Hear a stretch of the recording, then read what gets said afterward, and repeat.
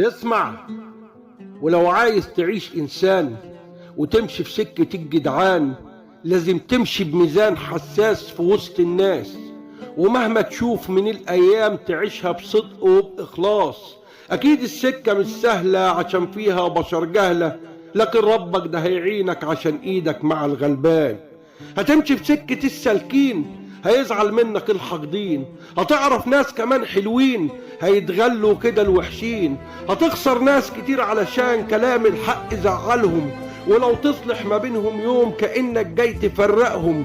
فهتعيشها بذمة ودين ولا يهمك ده مين وده مين، يا إما تقول وأنا ماشي وتمشي في سكة الجحدين. يا عم الناس، يا سيدي الكل، دي دنيا كلها بتغل. هتمشي في سكة السالكين هتبقى ازاي حبيب الكل؟ اكيد هتلاقي ناس تانيين غير السالكين ديابة وجنبهم تعابين، لكن ربك مع الغلبان ويفضل برضه سيد الكل.